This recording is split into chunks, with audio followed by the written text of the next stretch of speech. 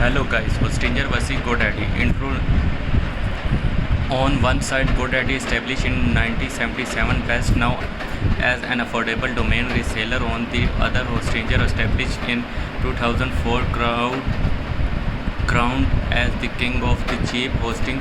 Wo would win in a face-off between their website builder.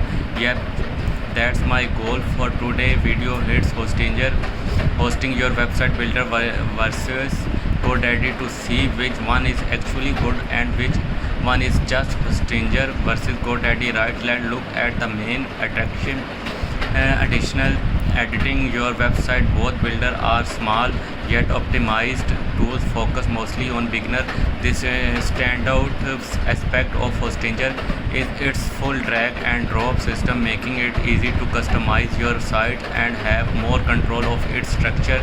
Simply pick elements from the sidebar and drop them onto your design. You can create something that looks basic like this or as varied as the. However, the limitation here is the element you will find around 10 different things to add, but there are not any interesting element like progress bar, slider or pricing table. It can feel a bit restrictive at time, but I think limitation help beginner not to feel lost or discouraged.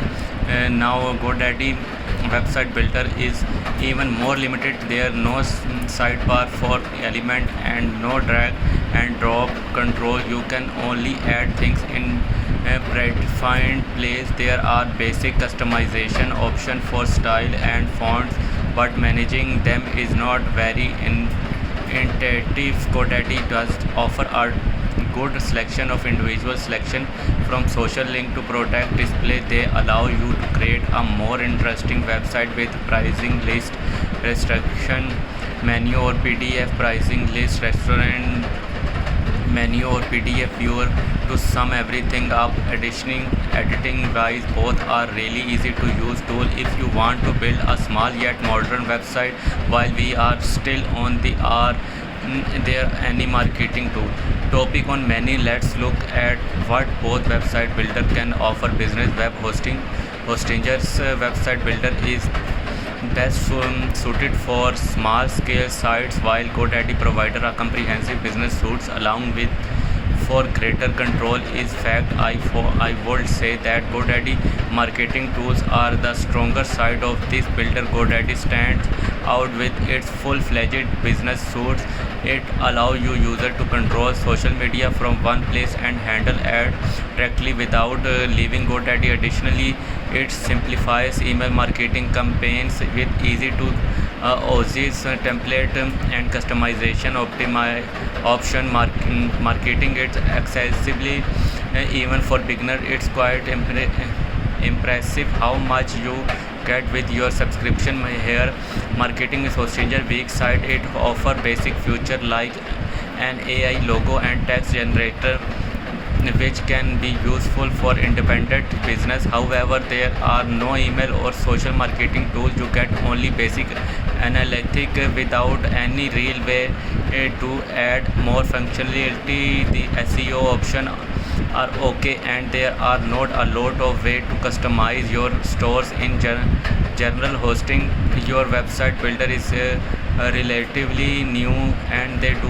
have a roadmap with upcoming improvement, but as it is now, it's too restrictive for anything other than a very limited online presence. In GoDaddy versus Hostinger e-commerce term of e-commerce, both platform offer decent capability, not as extensive as platform like Shopify, but they do cover essential like selling physically or digital product schedule. However, with Hostinger there is a hard limit of products you can have. Currently it's 500 and thing, this including variations as well. So even creating a relatively small store, I felt the restraints with Hostinger. GoDaddy is more generous, allowing you to sell 500 products and offering a bit better selection for customization. GoDaddy is good for stores that want to grow you and use marketing to its fullest, since you are probably not plan pricing and fees. Looking at build a website for 5 minutes and forget about it. We should look more about long-term pricing.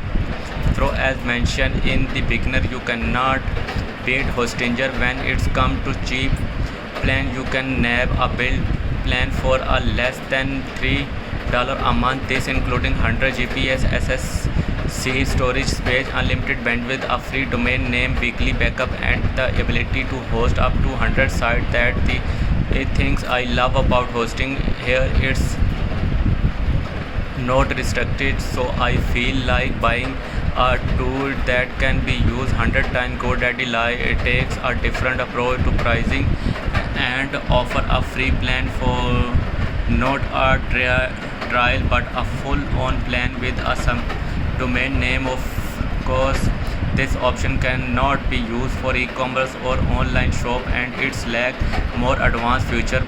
Premier start from $1 a month, so 4 times as much as hosting your ask. However, your storage space and bandwidth are completely unmatched, and the reason GoDaddy allows this is because these plans are for just on one single website. Another obvious is a domain name. Now granted, it's just $10 a month, but I'd rather have an extra $10 than -1, right? So if we are just counting Cloud Hard Clash, 5 website with GoDaddy will be around $50, and 5 website built with hosting will be $3 a month. And this is not even mentioning below pricing is the renew. When your initial subscription is over the price to renew, it will be way higher. Something this can be a 30% and 300 increase. Luckily, both providers are in the clear with an okay price jump. I also have to giving point to both providers for showing this renew price straight away and not hiding it somewhere in term of service. Or your renew can actually depend on your billing period. When you choose a plan, you can prepare for it's from 1 month to usually 4 years to get the best pricing. You should go with the longer term. The main reason is that good provider usually have at least a 30-day money back guarantee, and these two are no exception. Don't be shy and leave a comment below. That's it from me for today. I will see you next time.